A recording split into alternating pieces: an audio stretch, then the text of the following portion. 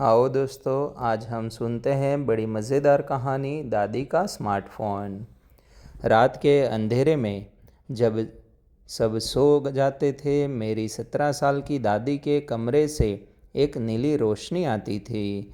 मुझे लगा वो कोई सीरियल देख रही है, पर सच कुछ ऐसा था जिसने मेरी आंखें खोल दी। मेरा नाम रोहन है और मैं खुद को बहुत टेक सेवी समझता था। जब मैंने अपनी दादी को नया स्मार्टफोन लाकर दिया तो मुझे लगा कि मैं उन पर कोई एहसान कर रहा हूँ। शुरू में तो उन्होंने एक कॉल उठाना भी पहाड़ जैसा लगता था। मैं उन्हें चिढ़ाता, दादी ये रॉकेट साइंस नहीं है।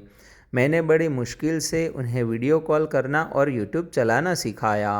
कुछ हफ्तों बाद मैंने एक अजीब बात नोटिस की। हर रात करीब 12 बजे के बाद उनके बंद कमरे के दरवाजे के नीचे से फ़ोन की नीली रोशनी दिखाई देती। मैं मुस्कुराकर सोचता, लगता है दादी को देर रात तक टीवी सीरियल देखने की लत लग गई है। मैं इस बात से खुश था कि वो कम से कम फ़ोन इस्तेमाल तो कर रही है। एक रविवार की सुबह दरवाजे पर घंटी बजी।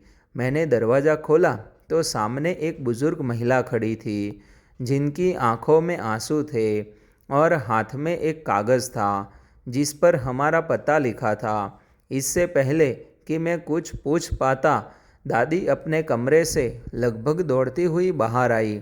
कमला, दादी की आवाज़ में 50 साल की तड़प थी। वो दोनों एक दूसरे से लिपटकर ऐसे रोए जैसे बिछड़ी हुई दो सहेलियाँ सर्दियों बाद मिली थी। घर में बैठे हम सब हैरान थे।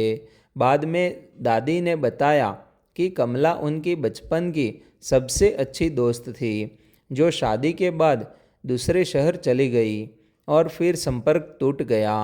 दादी कई सालों से उन्हें याद करती थी। मैंने पूछा, पर दादी ये आपको मिली कैसे? दादी ने अपना स्मार्टफोन उठाया और कांपते हाथों से मुझे दिखाया।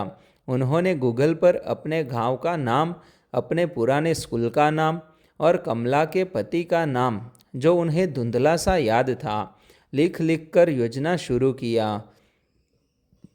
उन्होंने यूट्यूब पर उस शहर के वीडियो देखे, पुराने मोहल्लों के नाम खोजे।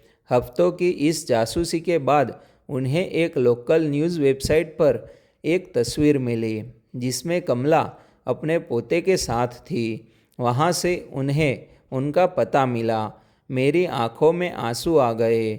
मैं जिसे सिर्फ एक मनोरंजन का डिब्बा समझ रहा था, वो मेरी दादी के लिए एक टाइम मशीन बन गया था।